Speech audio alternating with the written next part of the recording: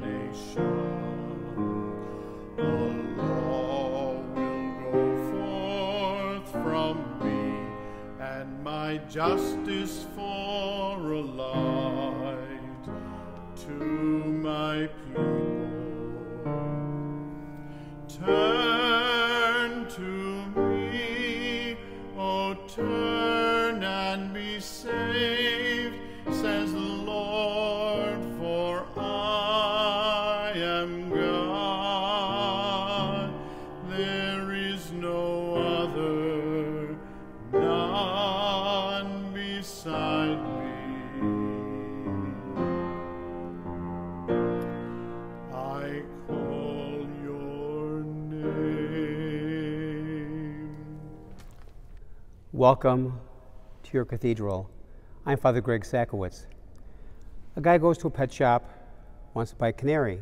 Buys a canary, takes the canary home, takes the cover off the cage. He notices the canary's got one leg. He said, "This is nuts, I want my money back." So the next day, takes the canary back to the pet shop owner and says, "Hey buddy, I bought this canary yesterday, but I demand my money back. The canary's got one leg." Pet shop owner says, "What'd you want? A singer or a dancer?" I always liked that one. Special thank you to, again, Mark Teresi and David Jonas, providing wonderful music week in and week out. We've been doing this for over half a year, and the golden voice of Mark and the great playing of David. So David and Mark, thank you. Again, special kudos, thanks to Father Mark's producer, Smolka, who has done such a great job for over half a year now with these spiritual videos. So to Father Mark and David and Mark, thank you from the bottom of my heart. A man and his wife are awakened at 3 o'clock in the morning by a loud pounding on the door.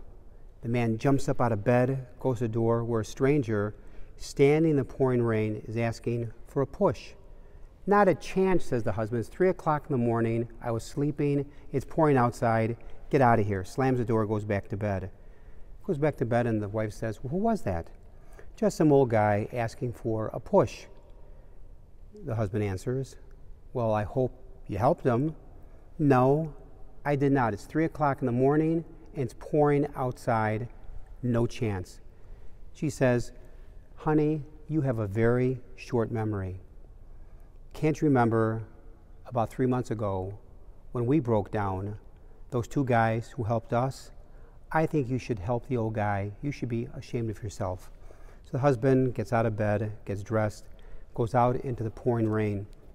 He calls out in the darkness, "Hello, are you still there?" "Yes," comes back the answer. "Do you still need a push?" calls out the husband. "Yes, please," comes a reply from the dark. "Where are you?" asks the husband. And he says, "Over here on the swing set." Father Mark is just shaking his head. You know, sometimes we need a push regarding our faith life, as it connects with our life in word and in practice, no matter our age. Today's gospel: give to Caesar what is Caesar's, give to God what is God's. Today's gospel is challenging and prompts me to come at it through the following door. "In God we trust" is printed on our coins and currency, our paper money.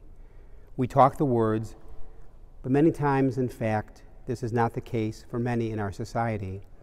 "In God we trust" could read, "In money we trust, in power we trust, in accumulating wealth and goods we trust, in using others we trust, in drinking or drugs we trust." We talk the words, "In God we trust," which is so easily said, but I think for all of us, sometimes very hard to live, especially during COVID times and all that else is going on in our world and our society. So in what or in whom do we set our trust? True story. A small college basketball team celebrated a team mass in preparation for their first venture in the NCAA March Madness basketball tournament. During the homily, the priest said that 10 years from now, the most important thing about their basketball season will not be whether they won the championship or not. The important thing will be what they became in the process of trying to win the title. The key is, the important thing will be what they became in the process of trying to win the title. Did they become better human beings? Did they become more loving and forgiving? Did they become more loyal to each other? Did they become more committed to the gospel? Did they grow as a team and as individuals? So Mass is done, and while taking off his vestments, the priest heard the coach address his players. Gentlemen, please sit down for a minute. Father Jim says something that is really bothering me right now.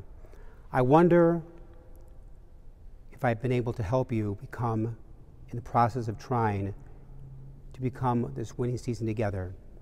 He said, I wonder what I've helped you become in the process of trying to put together a winning season.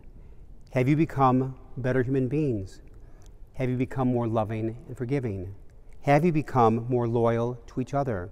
Have you become more committed to the Holy Gospel? Have you grown as a team and as individuals? And the coach went on. He said, if you did, then regardless of what we do in the tournament, we are a success already. If we did not, then we have failed God, we have failed your families, we have failed your school, we have failed each other. I pray to God that we have not failed. As Christians, we need to ask the right questions. We are challenged to be the voice of the poor, the oppressed, the have-nots in our society. If we don't speak up and act, who will? Societal beliefs are rooted in taking gospel values seriously. Gospel values are rooted in giving. But to truly live out the gospel and challenge the status quo means we will pay a price.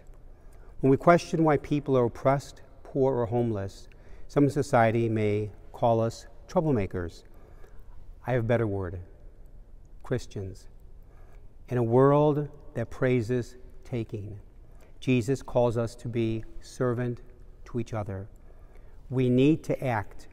I know that many people of this marvelous Holy Name Cathedral faith community, and many of you watching, are already doing so to act. You're already acting it out, you're living it out now, helping others, the poor, the oppressed, the homeless. But real discipleship does not belong to those who are content with today. COVID-19 is real. Racism is all around us. Christian living is a creative process, and creativity is sparked by justice, love, faith, and living that contradicts the societal beliefs and values.